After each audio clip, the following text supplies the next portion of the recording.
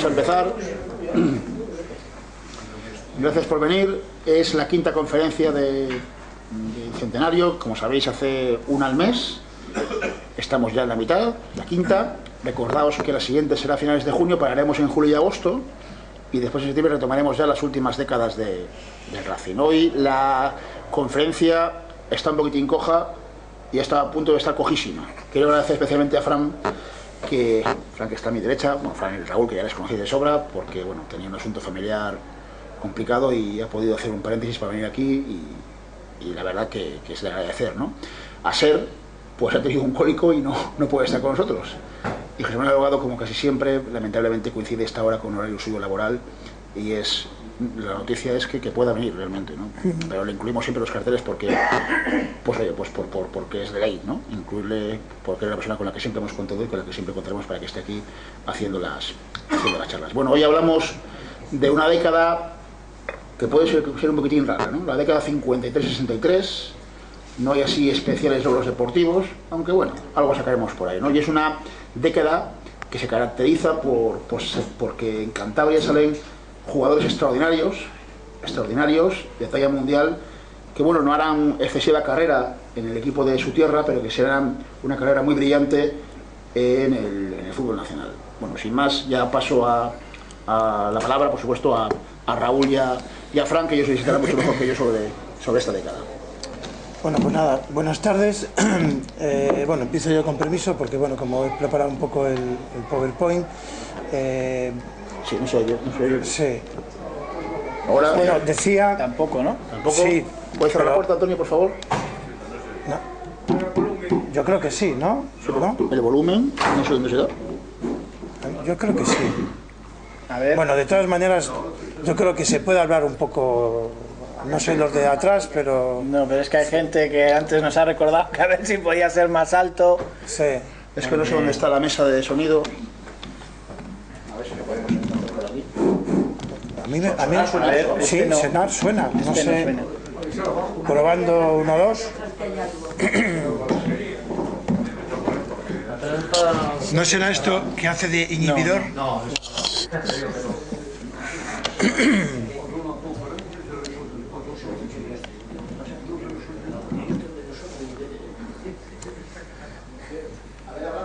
Sí, probando. 1, 2. Ahora sí, ¿no? Ahora mejor, sí. Y sí, ¿qué tal? A ver, ¿nos escucháis bien? Sí, ¿no? Ahora sí. Sí, ¿qué tal? Probando. Bueno.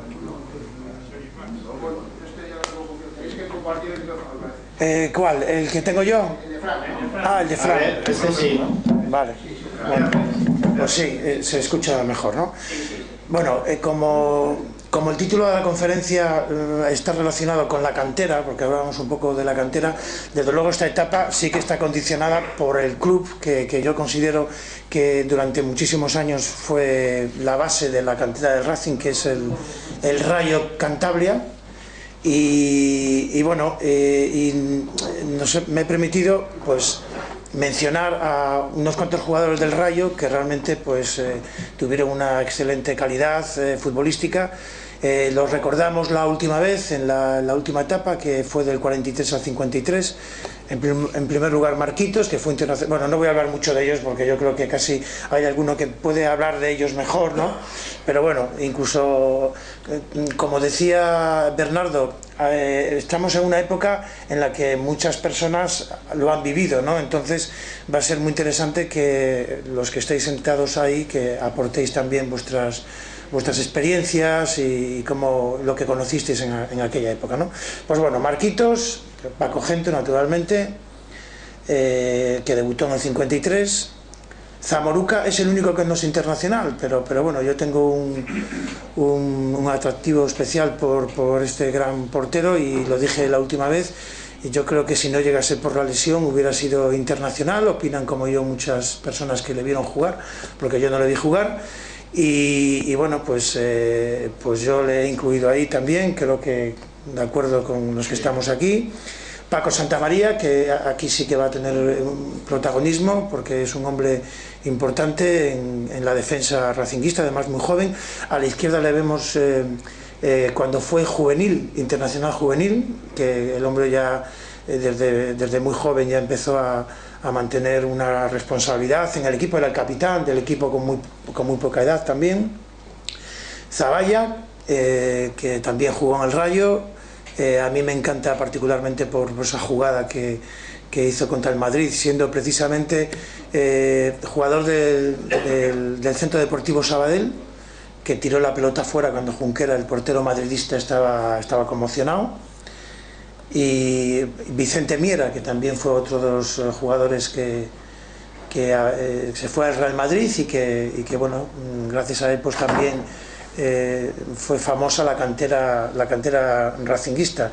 No sé si quieres hablar de algún jugador, Fran. Hombre, sobre todo decir, bueno, la década es un poco gris, pero tampoco, pues, como comentábamos antes, ya antes de empezar la conferencia, pues cualquier tiempo pasado fue mejor, ¿no? Tal y como está ahora mismo el equipo. Y sí que es verdad que, bueno, pues empezamos la década en la 53-54 con 2 temporadas en primera división, luego 5 en segunda, luego pues un pequeño oasis de otras 2 en primera, y luego ya empieza pues una de las etapas más negras de la historia del Racing. Y un poco porque todos esos grandes jugadores que hemos visto de la cantera de Cantabria pues prácticamente tienen un paso fugaz por el equipo, porque debido a las deudas pues bueno, el club decide traspasarlos, y así estamos todo el rato. Incluso hay proyectos, por ejemplo con Ricardo Naveda y con Nando Balenciaga, de decir, pues bueno, no vamos a hacer grandes fichajes, pero mantenemos las joyas de la cantera. Al final esos proyectos, en parte por la presión de la afición, acaban fracasando, y de la prensa, que esto yo creo que nos sirve para si en un próximo futuro pues hay que decir, pues vamos a hacer un equipo trabajado de cantera, no ponernos todos nerviosos, ¿no?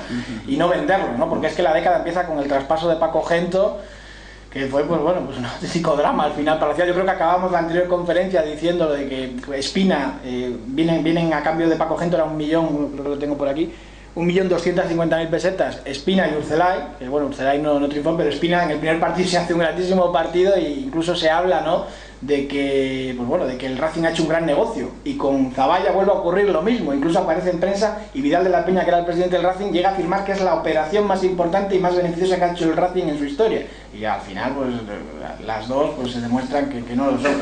Entonces estamos en una década, pues eso, ¿no?, de grandes jugadores de cantera que desgraciadamente están un poquito en el club. Yo quería hacer una apreciación, porque cuando estuvimos preparando la previa de la conferencia, estuve contabilizando cuántos jugadores sacó el Rayo Cantabria en esa década. ¿Cuántos jugadores llegaron al primer equipo, me refiero, al Racing? Y fueron cerca de 30. 30 en 10 años, o sea, un jugador que debuta con 20 años o con 21 años puede saltar claramente hasta los 31 años jugando en el primer equipo.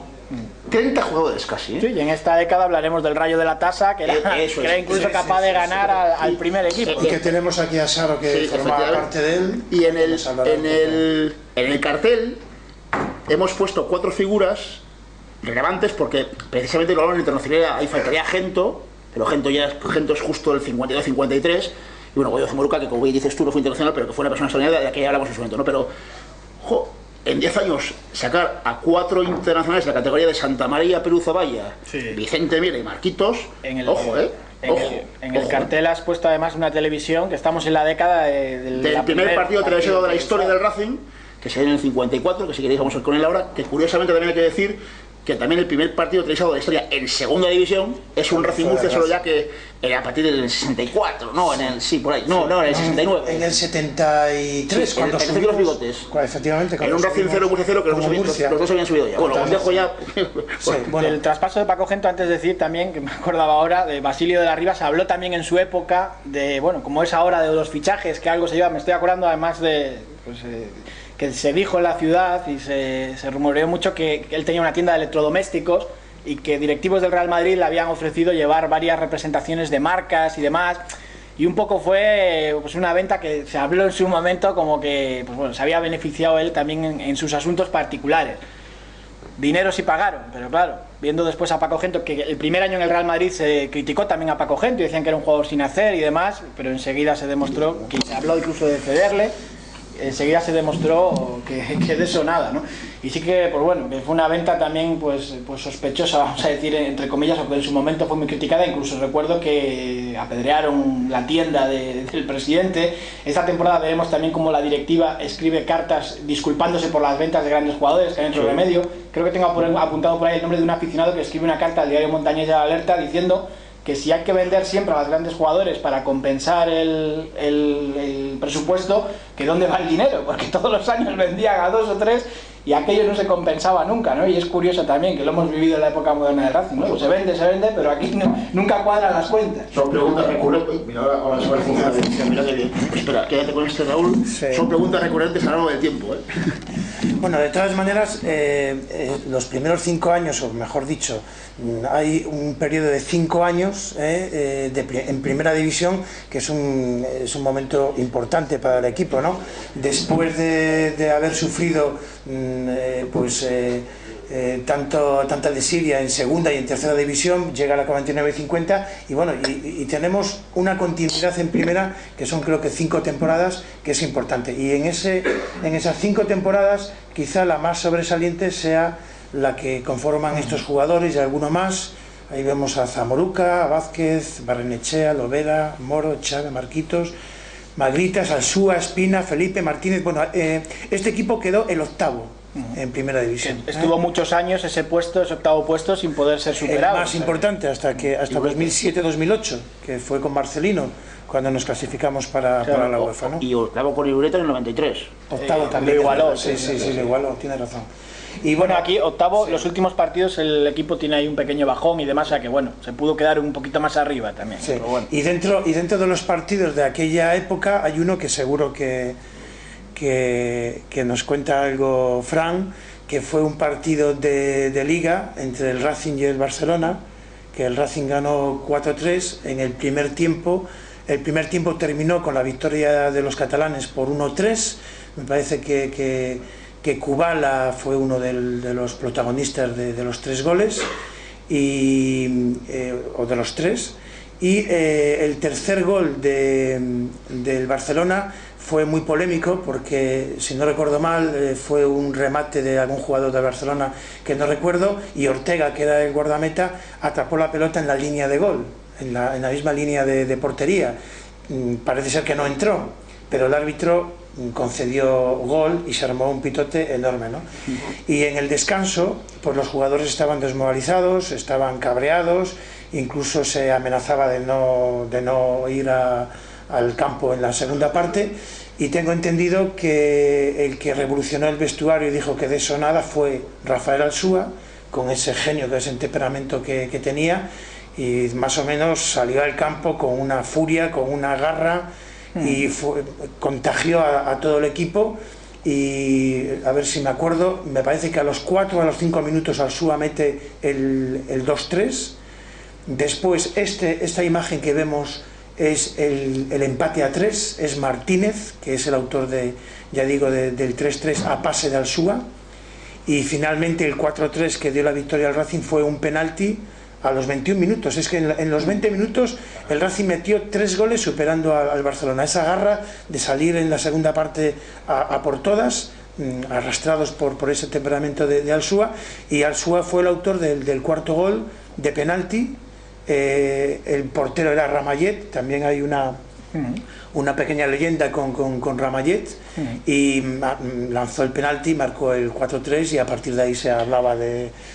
Sí, bueno, en realidad Alsúa ya le llamaban lo del verdugo de Ramallés, sí, por una concentración con la selección española en Valladolid, donde le hizo 4 goles, y bueno, tenían ya su pique. Me estoy acordando, porque íbamos a dar la palabra, si quiere, a Saro, porque Alsúa también tenía un especial pique con los catalanes siempre, y él, claro, se vio ahí perdiendo, bueno, y un poco también por motivar, porque lo hablábamos también en la anterior conferencia con Mayub, ¿no? Que siempre le decía cuando entraba al vestuario, ¡cago en Alá! Y el Mayub y tal se volvía loco, y el Mahoma, y empezaba, sí, hacía ese tipo de bromas. Y con los catalanes también tenía un pique Rafa Alsúa tremendo, que yo no sé exactamente por qué viene, que le decía que eran bandidos y comerciantes, no sé qué, era fobia, ¿no? Llegaba a la caseta y cuando era jugador-entrenador, y en alto, delante de todos, ya han llegado los saltadores del camino. Y Terio, que tenía mucha confianza con él, decía, nada, toma las botas y venga, vístete. Se vestía con nosotros en vez de vestirse en la caseta del entrenador. Y los callados, estaba Tudó, Florit, Vicedo y alguno más, otro más, eran 4 más. Balcells, me parece. Saltadores de caminos. ¿no? Sí, tenía... Encima, como se les ocurrió decir algo, tenía muchísimo pique. Bueno, en esta década también es curioso, los directivos del Racing siempre iban a Madrid a pedir cedidos al Real Madrid y a Barcelona a pedir cedidos al Barcelona. Y bueno, aparecía la prensa, era como en viajes de va la directiva, con ilusión, con mucha suerte. Y en esta década cambia un poco también, y porque el Real Madrid creo que sale de la directiva del Club Blanco Álvaro Bustamante, que era un cántabro que ayudaba también en esas cesiones, junto con Paco Gento, pero también tiraba para llevarse a los grandes jugadores del Racing, como en el caso de Paco Gento y demás. Y como los jugadores que llegan del Real Madrid no convencen mucho, se empieza a tirar más del Barcelona, y por eso vienen pues todos estos, y hay algunos, Vicedo, Florín, todos estos, y algunos de ellos duros salen buenos, salen muy buenos también, y bueno, y Araujo también, Araujo, Vicedo, Florín y Balcells vino, y luego vinieron varios también que tuvieron menos, del Condal, Miguel Gual, que era entrenador del Condal, y bueno, era tanta la relación, Rife vino, y Payás, bueno, Payás fue bastante. Era tan buena la relación y tantos viajes tuvo que hacer José González, que era el gerente del club, que al final le contratan en Barcelona en una empresa y se queda a vivir allí. Pues claro, estaba todo el rato, venga, ir y venir. Sí. Y bueno, y al final, pues bueno, yo no sé, a Rafa Alsúa siempre los partidos contra el Barcelona, quizás por esto, contra los asaltadores de caminos, le salían realmente bien, ¿no? ¿Y por qué el cómic? Bueno, sí, lo iba a comentar, ha sido muy curioso porque a raíz de elegir esta fotografía, que por cierto la publicará el diario Montañés en el libro que va a sacar en junio, pues resulta que gracias a Josep Miquel, pues resulta que Josep Miquel es la persona que organizó la colección de cromos en el Club de Regatas el día 23 de febrero. Bueno, pues tuve la ocasión de, bueno, me ha mandado esta portada, también tengo todo el cómic, y es un cómic de este tamaño, un cómic normal, de esos que había en los años 50, 60, 70, y es la aventura de Martínez. A mí me ha llamado la atención porque está jugando ahí contra el Barcelona, ¿no? Y es el protagonista de una historia, es su vida deportiva, pero contado en cómics, ¿no? Y naturalmente habla de los grandes partidos que hizo contra el Barcelona, ¿no? Le llamaban siete pulmones, sí. Corría muchísimo, por eso le llamaban así, no se cansaba, ¿no? Desgraciadamente a la siguiente temporada, después de ser uno de los mejores, le traspasan. Claro, eso es lo que ha ocurrido. ¿Viste el partido este? Sí. ¿Alguno? Sí. Fue la segunda parte. Imagino que era una cosa, no pasó solamente esa vez, pasó muchas más veces. Sí, en el de la Copa también ocurrió. Yo me acuerdo de otro partido que jugué yo, amistoso contra el Valladolid, porque él también tenía una fobia tremenda a los de Valladolid. A la caía bien alguien, le caía bien. Entonces los lesmes eran un poco, venían de Marruecos, algo así, Matito también, y no se podían ni ver, y era el entrenador. Íbamos a la primera parte, no sé si perdíamos 1-0 o 1-1, una cosa así y tal. Y él estaba de entrenador, ya te digo, dentro y echó un poco la bronca, ¿no? La bronca, me dijo, que ganar, que son muy malos, que salgo yo y meto 4 goles y no sé qué. Y estaba el hermano de Tino Lubera en la caseta, que tenía mucha amistad con él, que era el cámara de la televisión entonces, cuando empezaba, y le dice, bueno, eso no hay que hablar, eso hay que salir ahí y decirlo y tal. Y hay que escribirlo y tal. Y entonces le dice a Terio, Terio, trae un cartón. Terio tenía cajas de cartón donde venían las botas. Recortaba los cartones y ponía el nombre en unos rectangulitos de cartón de cada jugador, y con las botas atadas las ponía en la cesta, que era donde se llevaban las botas, ¿no? Siempre tenía cajas de cartón, cogió una caja de cartón, dijo que iba a meter 2 goles y que iba a salir. Y salió, me acuerdo todavía que salió las botas aquí en la espinilla. Y yo era un niño. Y bueno, jugué tal y tú, tranquilo, aquí a mi lado, no sé qué, no sé nada. Bueno, y salió, y ya empezó con Matito, empezó a meter, los otros se meterán ahí. Se decían de todo. Y total, que ganamos 4-2. Y metió 2 o 3 goles, ¿sí? No, impresionante, ¿no? Qué cosas, Dios mío. Una vez que la Alsúa podemos pero hablar no seguro. pasó solamente esas 2 veces. De vez en cuando le pegaba el genio, porque él era un genio, futbolísticamente es que es diferente a todos los demás futbolistas. Bueno, ha habido más futbolistas geniales, ¿no? Pero no es que fuese un fenómeno por sus condiciones, era un genio, era un tío que era capaz de crear y de hacer cosas que no hacía absolutamente nadie, ¿no? Aparte de que técnicamente era maravilloso, ¿no? En las grandes etapas del Racing, dentro de lo que cabe, siempre hay un fruto de esa gran etapa que son jugadores internacionales, ¿no? En los años 30 pues tuvimos unos cuantos, años 20 también, y en los años 50 precisamente el jugador que es internacional es Alsúa, es el que más o menos sigue esa línea general de decir, el Racing tiene 5 años gloriosos porque está Alsúa con el Racing y proporciona también un jugador, el Racing, a la selección nacional en este caso, ¿no?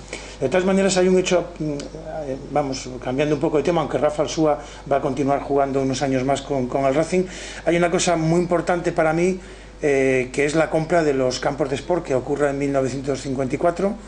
Me parece que al final se hizo... Bueno, el problema fue que en la temporada 53-54 hay muchos problemas con los propietarios del campo, y esas tiranteces ocurre que al final incluso se desahucia al Racing. O sea, el Racing tiene ya la comunicación del desahucio, ¿no?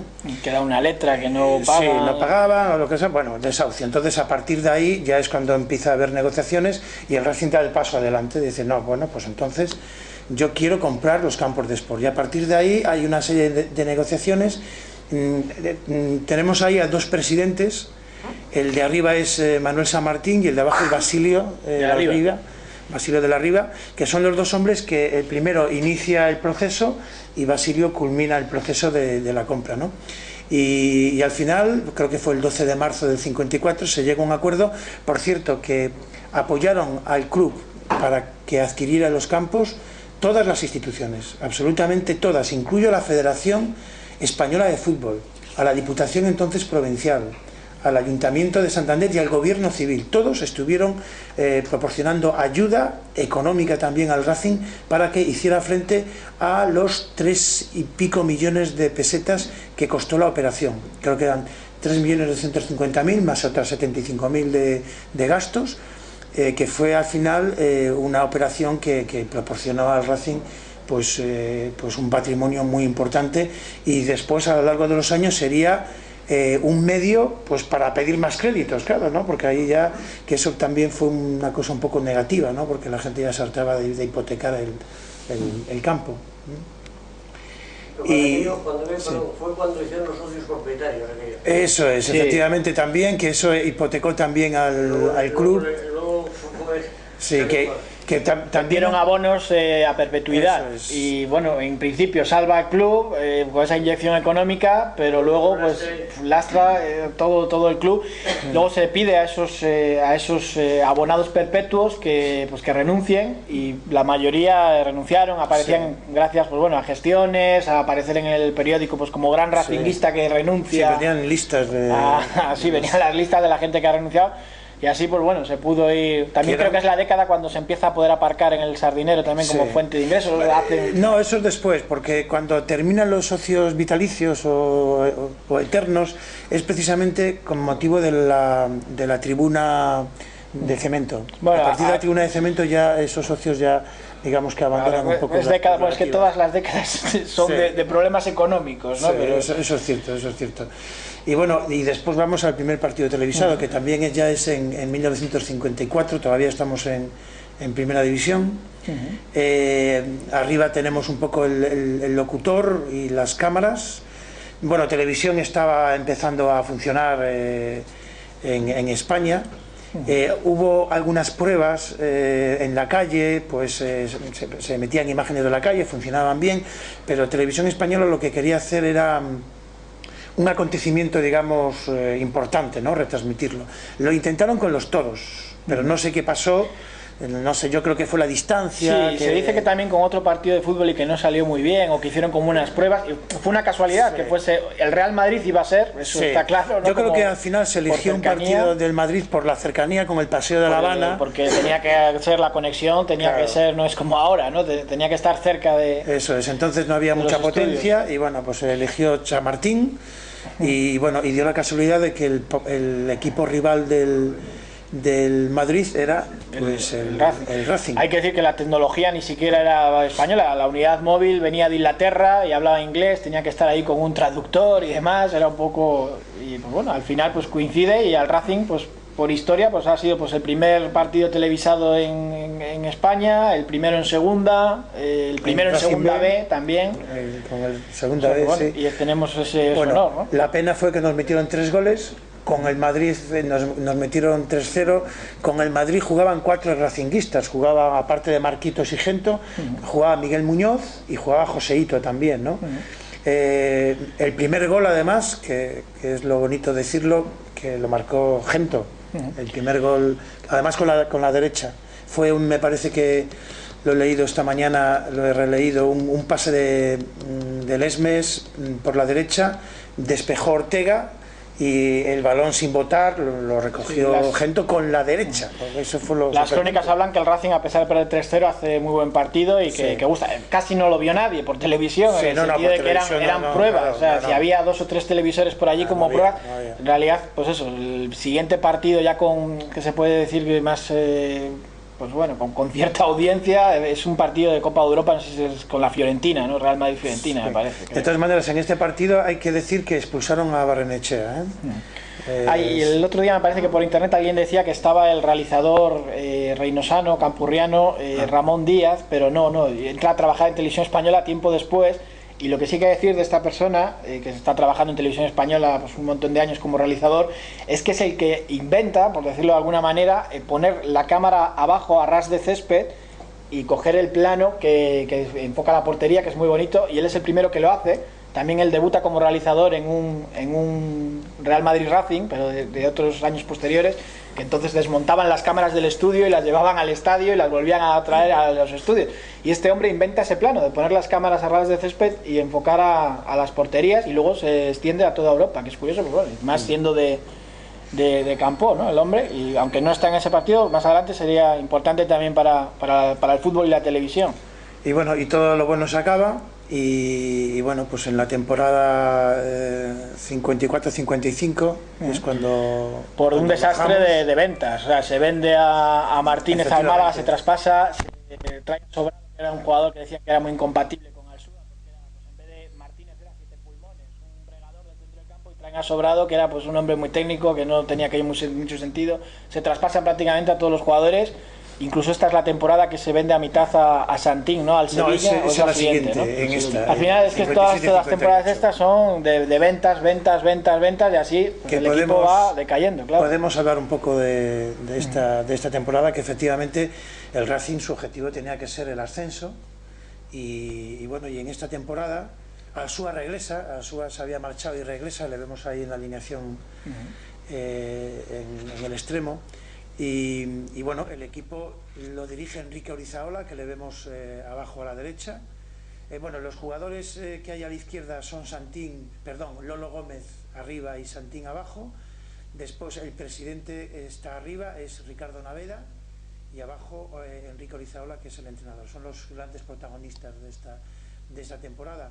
Bueno, el Racing efectivamente se coloca en las primeras posiciones, creo que con el Oviedo es el otro equipo que comanda la clasificación, y hay una pugna entre los dos.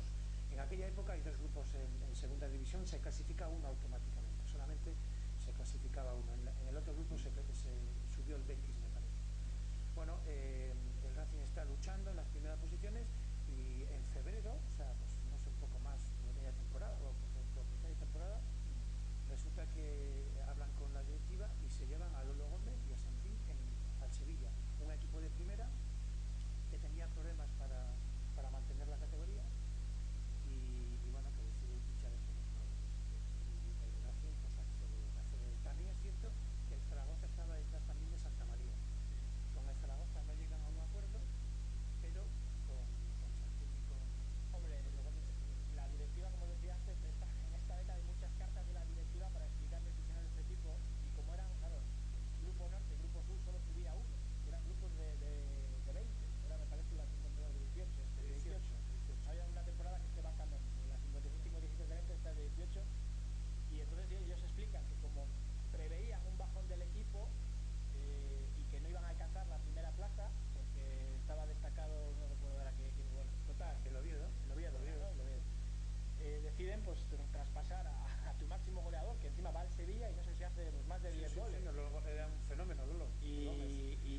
equipos que estaba haciendo también de los mejores. Y evidentemente el Sevilla consigue la permanencia, los dos jugadores y el Racing además con diferencia, porque después he mirado la tabla clasificatoria y el Sevilla está a mitad de la tabla casi. O sea, claramente, y es una decisión un tanto inexplicable, sobre todo porque esa temporada yo creo que al principio es cuando Naveda hace un discurso muy bonito que se refleja también en los periódicos de la época, diciendo pues que no van a vender a ningún jugador de la cantera, que va a haber austeridad, demás, y de repente pues bueno, dice no hay otro remedio y vendemos a los dos jugadores principales. El equipo estaba bien, yo creo que hubiera podido subir a primera división, pero bueno, hay otra cosa que a mí también me encanta comentar, que es el Rayo de la Tasa, porque si el Racing estaba bien, si no hubiera sido por esa cesión o esa venta de Santín y de Lolo Gómez, el que también estaba bien era el Rayo Cantabria. Tenemos aquí una fotografía de esa misma temporada, de la temporada 57-58.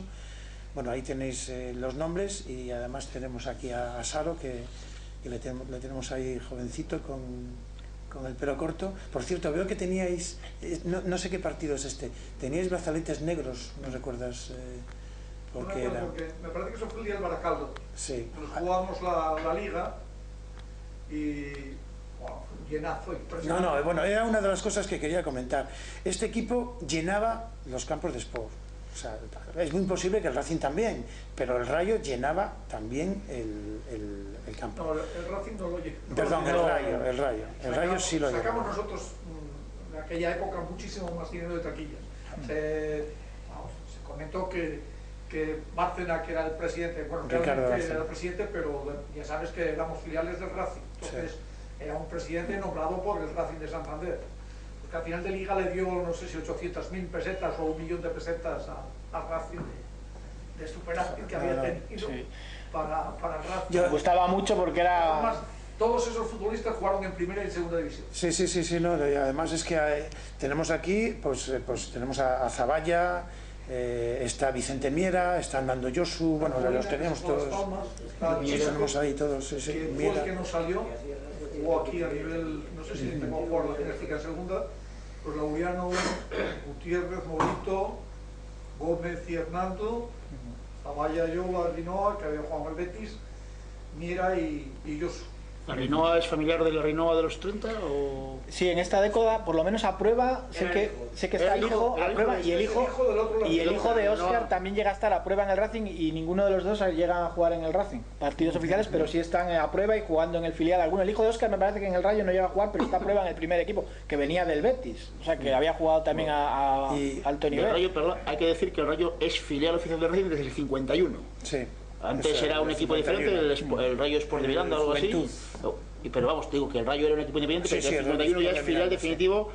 Y hoy es el faltaba que era titular habitualmente Julio Santamaría. También otro jugador. Hermano de Paco Santamaría. Importante. Bueno, una cosa que me gusta decir, aunque lo sepáis muchos de vosotros, ¿por qué le llamaban el Rayo de la Tasa? Lo he apuntado, se me ha olvidado. Tengo una relación como de 7 u 8 partidos en el Sardinero, donde pues, 5-0, al Naval 6-0, al Villosa 7-0, o sea, siempre había 5 goles o más de 5 goles. Entonces, por eso el público cuando iba a los campos decía, ¿qué vas a ver al Rayo? Sí, ya tengo asegurado la tasa de 5 goles en el partido. La gente iba a ver goles. Este equipo no quedó campeón, quedó el campeón, me parece que el Baracaldo. El Baracaldo obtuvo 62 goles y el Rayo tuvo 83, con una media de 30 partidos bastante aceptable, 2, algo. Y bueno, pues era un Rayo que salvando las distancias muy bien se hubiera podido comparar con la 49-50 del Racing, porque también fue un equipo goleador. Este equipo jugaba y goleaba, y era la atracción, Salo, si no me equivoco, en los equipos, porque tenía el grupo de los vascos. O sea, era un fútbol importante, no era un fútbol, digamos, tímido, y en el País Vasco la gente iba a ver al Rayo, ya era famoso, y también se llenaban los campos en el País Vasco. Cuando íbamos había día del club. Sí, no, era...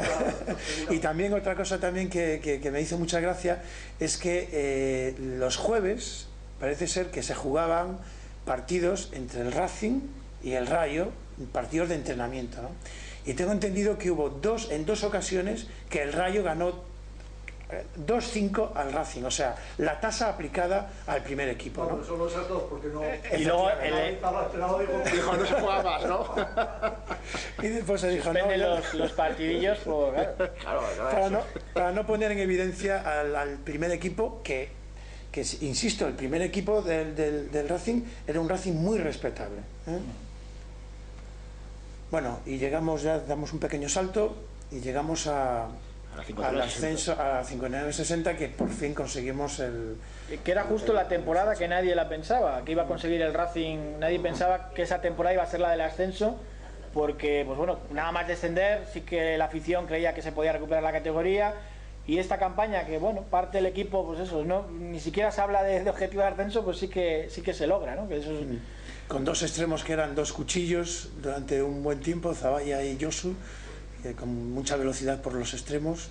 San Pedro, que era un... Sí, San Pedro era un poco goleador. el estandarte de ese equipo. Llega la temporada anterior, pero llega lesionado del Barcelona, y el Barcelona además había pagado creo que 300.000 pesetas por él, era un jugador importante, había ganado ya títulos, pero como se lesiona y tal, y con esa buena relación, pues bueno, lo ceden al Racing, la temporada anterior no juega y esta ya empieza, y llega, hombre, tampoco era veterano, no recuerdo si llega esa temporada, si tiene 27 o así, y la verdad que es un poco ayudado, pues eso, por jóvenes de la cantera, pues como Nando Yosu y Zavalla, pues... Y después está hacen- Coque, que hacen un buen tenía su historia. Sí, la historia de Coque la verdad que es curiosa, porque este es el amante de la faraona, de Lola Flores, ¿no? Lola Flores le gustaba mucho los futbolistas, tuvo un romance con Biosca y con otros cuantos, y Coque era la estrella de su generación, era un jugador del Valladolid, del Gran Valladolid, pues bueno, era una auténtica estrella, incluso pagó el Atlético de Madrid 1 millón de pesetas de la época por Coque, llega al Atlético de Madrid, hace una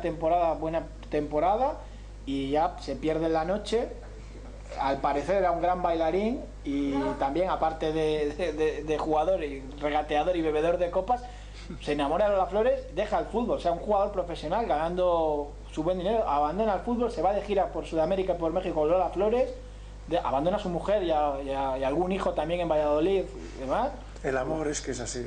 Y el hombre desaparece, se va de gira, y año y medio, 2 años después vuelve un poco al fútbol, y aquí en el Racing hace una muy buena primera temporada, y luego la segunda ya con Otto Humbert juega menos porque, hombre, físicamente había perdido facultades, y luego pues, cumple y juega una temporada más en la Cultural Leonesa. Pero bueno, que es un caso curioso en esta década, además del de Coque, la historia del padre de uno de los Dandy Lucas que pasa por el Racing, que también es curiosa, que llega unas temporadas más adelante. Pedrito, el defensa que viene del Real Madrid, que además fue curioso porque en un amistoso aquí en Santander tiene un incidente bastante grave con Suco, jugador del Racing. Bueno, él intenta meter un dedo en el ojo antes que Mourinho. Pedrito era un defensa que se había curtido allí bastante fuerte y duro, y pues bueno, con Suco tiene un incidente bastante serio, la grada se le echa encima, todo el estadio, pues bueno, pidiendo su cabeza, y 2 semanas después el Real Madrid le cede a Santander y vuelve Pedrito, que es el padre de... Bueno, Pedrito luego tuvo una trayectoria muy larga en el fútbol, entrenó a muchos equipos, se asentó en el Cádiz, donde estuvo en el Gran Cádiz de los años 80 de segundo entrenador mucho tiempo, y él en el Celta conoce a Pichi Lucas, que ha sido Pichichi en segunda división varias temporadas, y tiene mucha relación familiar, y por eso pone a su hijo Lucas, que es el padrino. Pichi Lucas es el padrino de Lucas, el Dandy Lucas, y pues bueno, Pedrito jugó aquí en el Racing una temporada muy buena, fue el más amonestado de largo del Racing, no sé si 14 amarillas o 15 tiene esa temporada, era un defensa rudo. El récord de tarjetas la tiene Chema Alonso. Sí, pero esto es con 17 tarjetas amarillas. Estaba cerca de esa temporada, estuvo fino. Bueno, ahí he colocado las fotografías del presidente Vidal de la Peña y del entrenador Luisón. Y bueno, la fotografía del entrenador tapa a otro de los jugadores que también fue importante en el centro del campo, que es Pardo. Joaquín Pardo. Vidal de la Peña es un poco el que retoma esta idea de, pues bueno, vamos a pedir créditos, vamos a hacer un equipo grande, vamos a volver a primera, y es un poco el que, pues bueno, consigue reactivar un poco al racinguismo. Luego le da un infarto siendo presidente del Racing y demás, y ahí acaba un poco su etapa de presidente, un poco pues así, ¿no? Por motivos de salud, pero bueno, que consigue revitalizar lo que era el equipo, que estaba ahí en segunda un poco. Aquí todavía vemos a Perú Zavalla. Sí. Marquito ya se ha ido al Madrid. Sí. ¿Cuándo se gana ¿cuándo gana la primera Copa Europa en Madrid? ¿El 60? En el 56, me parece. Que está él, ¿no? En Madrid. La primera Copa Europa que gana Madrid. Sí, Marquito, sí. Marquito que no ganó conozco, las 5 primeras copas. No conozco la historia de Madrid. Sí. No, pero no, de los... ¿Miera también se ha ido? Pero Mira no. ¿O sigue en el recinto de Miera? Mira, yo creo que sí, se ha ido, pero no logra... No, pues no, lo que logra en Madrid no. Me refiero... No, pues de los 4 internacionales... me parece. De los 4 internacionales de los que hemos hablado, en el cartel de la conferencia solo vemos que queda aquí ya Perú Zavalla. Sí, ya se están. Después Josu se marcharía. Y Santa María ya también se ha ido Zaragoza, sí. Bueno, perdón, esto es la tasa. Y bueno, y otra cosa que ya pues a mí me gusta también recordar, bueno, me parece que son 2 temporadas en primera. Sí, 2 temporadas. Y hay otra cosa que a mí me gusta recordar, ¿no? Que es que de repente la vieja tribuna pues va a desaparecer. Y esta es una fotografía de la vieja tribuna de madera. Bueno, esta es otra fotografía que va a salir en el libro del diario Montañés. A la derecha está un equipo, porque los fotógrafos están fotografiando el equipo que está formado. Y bueno, pues esta es la panorámica de la tribuna vieja, que va a desaparecer. ¿En el 63? No, en el 61. ¿61? En el 61. Ya un poco más adelante se va a construir la tribuna de cemento.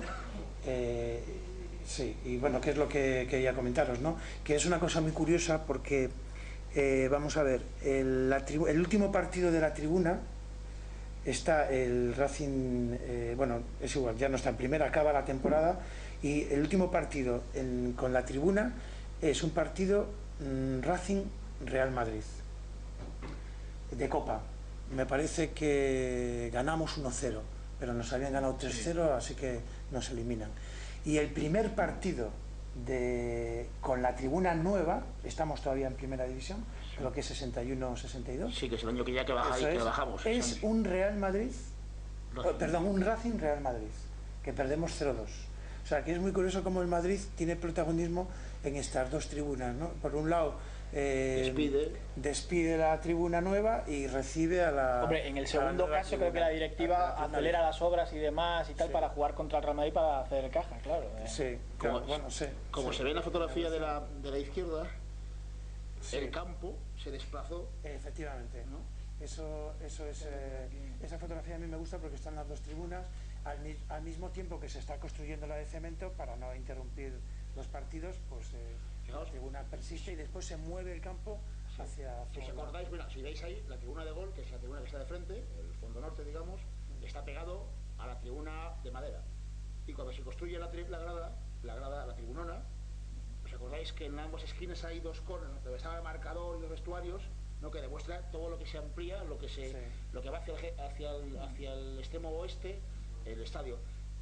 Deja de ser una caja de cerillas, se convierte en un campo muy abierto, ¿no? Que es lo que yo, bueno, los de vigilancia lo que hemos conocido, claro. Tengo por aquí 4.800.000 pesetas costó en total, y hubo varios aficionados que dejaron, creo que un constructor dejó a operarios y obreros de manera altruista, que luego le dan la medalla, bueno, que colaboró la gente y demás, porque la verdad que la de madera presentaba un aspecto lamentable. Tenía demasiados años, ¿no? Y bueno, ya pues el club se va modernizando y bueno, pues llega el momento de los 50 años, que es un momento también pues una efeméride importante para el club.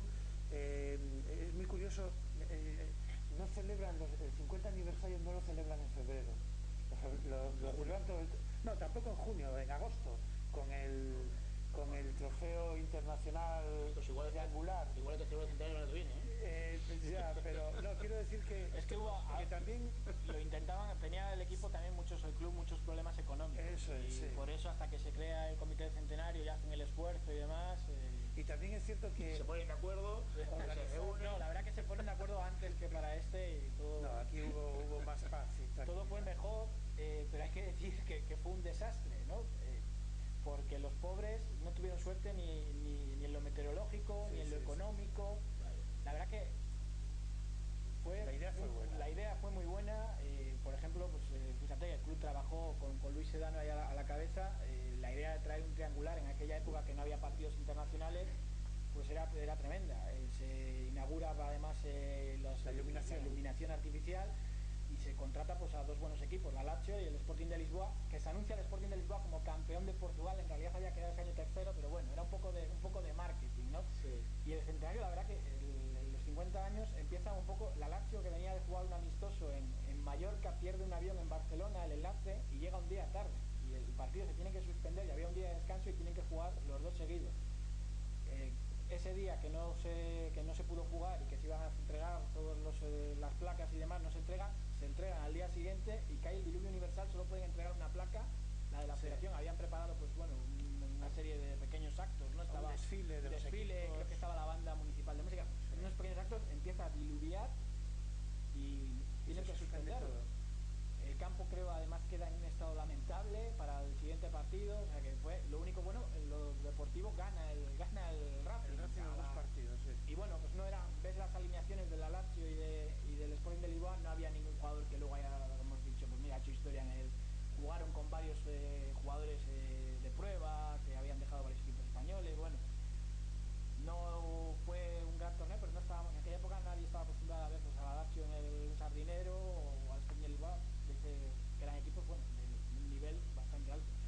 Y luego, en cuanto a taquilla, pues creo que unos 900.000 pesetas pierden. O sea que el batacazo económico que se da al club con los actos es importante, es muy que por importante. cierto, yo creo que el motivo principal por el que se organiza después de la temporada es por eso, porque Claro. En mitad de la temporada pues el club está más preocupado de otras cuestiones, ¿no? Entonces febrero pues son fechas siempre muy malas, aunque sí que se celebró una misa. Sí, en el Alerta y en el diario sacan varios especiales, el libreto este que hemos visto la portada antes, pues bueno, pues pequeños actos sí hubo de ese tipo. Una comida, me parece que hay después de la misa. Esa en la comida de los veteranos, con jugadores famosos como los que tenemos ahí, con Pelucos, con Santuste, Otero, Ortiz, ahí me he equivocado, una R es Finina, con Álvarez, con Lavín, que eran jugadores en ese libro hace mención especial a las secciones deportivas del Racing, el hockey y el atletismo, ¿no? Aquella época que Alejandra fue de Laredo, todavía vive, fue tercera mejor marca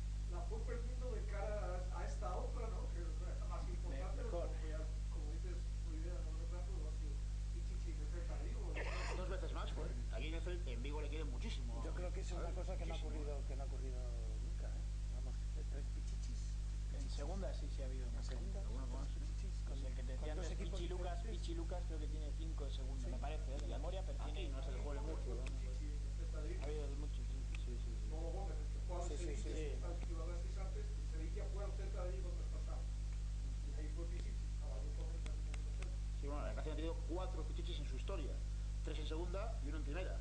En la Salva, como todos conocéis recientemente. Después de Abel fue Santillana, con 17 goles, que fue el año que se vendió a Madrid, ¿te parece? Bueno, solamente estuvo en y luego 70-71. Quique Esteban en el año 88, 87, 88. Creo Sí, ya con el 88-89, ya con Ufarte de entrenador, Ufarte que también jugó en el Racing, pero seguía que nada que la que viene. Con goles increíbles de Quique Esteban esa temporada, jugó 4 al Barça B. En el 7-0 que Sí. Por cierto, en ese Barça B estaba Tito Vilanova, el jugador. Sí, señor, es verdad. Goles preciosos. Sí, bien. Bueno, pues nada, no, ya lo hemos dejado, nos llega el 63. Hoy hemos terminado pronto. Sí. No, bueno, quedan por ahí muchas curiosidades. En la temporada que queda el equipo campeón de su grupo en segunda, que se dice siempre que pierde el título de campeón con el Mallorca, en realidad no es que pierda el título de campeón con el Mallorca, es una cosa bastante curiosa. El Racing la temporada siguiente, o sea, ya cuando estando en primera, preparando la temporada de primera, concierta un amistoso con el Mallorca y a la directiva del Racing se le ocurre pues que se enfrenten los dos campeones de cada grupo y hacerlo oficial. Escriben una carta a la federación, organizan otro encuentro en el Sardinero, a la federación le parece magnífico y le da como carácter oficial y para que se jueguen el título. Fue un poco desastre porque el Racing pierde en Mallorca 3-1, juegan ya Wilson y Katzat, el húngaro y Wilson, que era, aunque se llama Wilson, era un jugador de Vasco de Valdeoreas, que es León, me parece, creo, Valdeorras, que además Rubén el Gallego, el jugador del filial, que estuvo en el Racing, también es de ese pueblo, León, yo creo, ¿no? Y juegan ese partido. El entrenador Kalmar, el húngaro, va a ver el partido a la grada, pero entrena a Luis On, que le habían echado, pero va a jugar, o sea, va como entrenador allí. Hay una serie de líos de esto de entre una temporada y otra, y al final pierden allí, aquí ganan 1-0 y bueno, se pierde ese título honorífico prácticamente. Hay que decir que el Racing ha tenido 8 ascensos a primera división y solamente en uno ha sido campeón, que es la 49-50. Este, como bien decía Fran, pues fue campeón de su grupo, en teoría era campeón de segunda y está de hecho la copa en las vitrinas del Racing. Sí, pero como si no se han llegado todavía, estar ahí, vamos. El mismo club pide que se haga oficial esa especie de título y al final, bueno, se pierde. Y además pensaban que iban a ser bastante superiores al Mallorca también, pero bueno, pues eso. Yo creo que luego, efectivamente, cuando el Racing ha subido, pues esas temporadas memorables, ¿no? Pues eso, se ha dejado llevar las últimas jornadas y ha quedado tercero, segundo, etcétera, ¿no? Salvo algunas sí. El último ascenso, bueno, no quedó segundo bien, y el anterior también quedó bueno, segundo en promoción, porque era español, los dos últimos ascensos como primera división, ¿no? Hay una cosa también muy curiosa, que no sé si lo sabéis, ha habido dos jugadores que tuvieron malísima fortuna, muy mala suerte.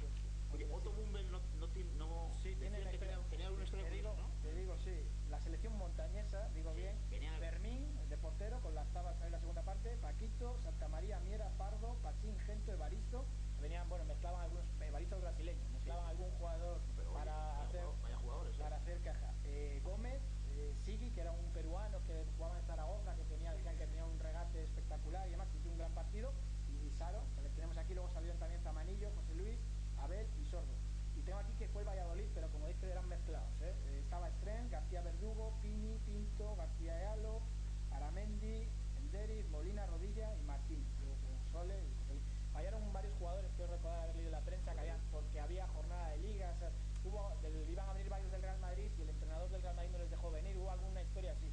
Pero bueno, la verdad que fue un éxito y por curiosidad, recaudaron el bastante uniforme de dinero. la selección montañesa como... Yo creo que jugaron vestidos del Racing, pero Saro se tiene que acordar. Aunque pongan en la prensa selección montañesa...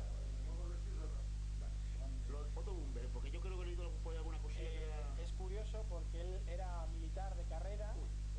Sí, ponte firme. No, es que lo confundo a veces con algunos de los entrenadores, pero ya creo que sé por Pero dónde su vas. pasión era el fútbol y él en Brasil, en plena dictadura militar, se fuga del país para entrenar al Deportivo Saprissa de Costa Rica, que es el enlace grande al Saprissa, que es uno de los grandes de la CONCACAF, uno de los grandes clubes, y gana allí sus primeros títulos. Él entrena luego en Honduras, en Puerto Rico también, varias selecciones, y era pues, el militar de carrera, y por eso le tienen prohibido regresar a Brasil prácticamente son 20 o 30 años.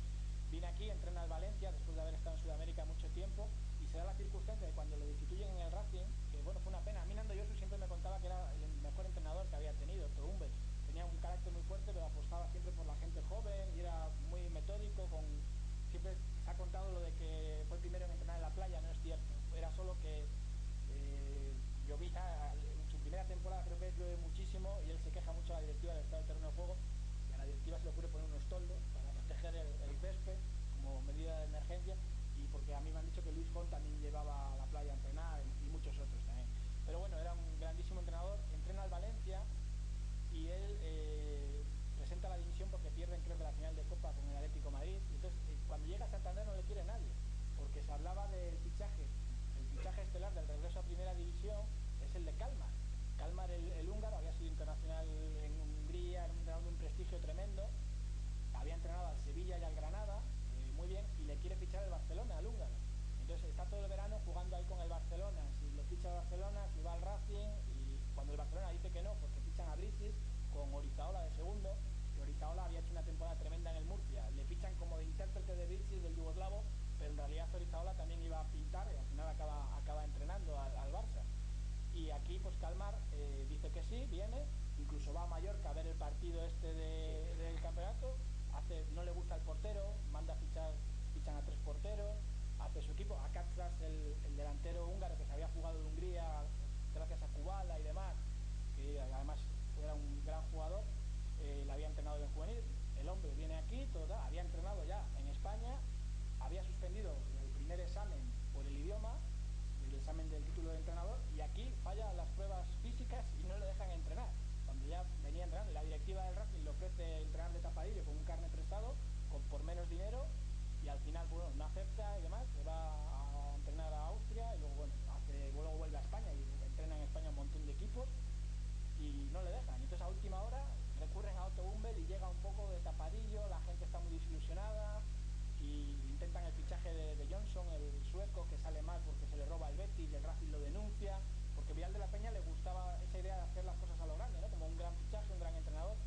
Y bueno, y al final pues la historia de Kalmar curiosamente luego vuelve a entrenar a España sin ningún problema y la federación le tapa ahí un poco. Es que yo leí, igual me equivoco de entrenador, que les llevó a Mataleñas, a subir las escaleras de la playa de Mataleñas, y que tenía así una disciplina militar con los jugadores, y muchos acabaron muy cansados de él. No sé, igual me equivoco de entrenador, no, yo no le tuve porque yo ya me había marchado a Vigo, pero lo hizo muy bien, muy bien. A mí, además se atrevió a poner a gente de abajo, pasaron jugadores del Rayo, García, Siaga, algunos chicos que habían venido de Bilbao, porque el Rayo después de la buena época tuvo una época un poco, y entonces necesita Ricardo Bárcenas seguir haciendo un equipo muy bueno, y se lo pidió un poco de todo y buscaba donde fuese, trajo de Vizcaya, Barbar. Sí, hay una temporada que yo llegué a contar 15 vascos en el Racing. Y como el Tumbel lo sacó le iban a lo sacó a Botito, sacó a Pipino de Tozola, sacó a muchos jugadores del Rayo. Y luego a otra cosa curiosa también, que eso me sorprendió cuando yo vine al homenaje ese, que me llamaron, pues entró en la caseta y todo el mundo se pone a decir, bueno, mira, don Pedro. Sí, había que llamarle don Pedro, ¿no? Pedro a Otto Hummel. Sí, era Pedro Otto Hummel. Me quedé sorprendido, ¿qué pasa? Y tal, pobre, que nos obliga a dar. Dígame, caballero.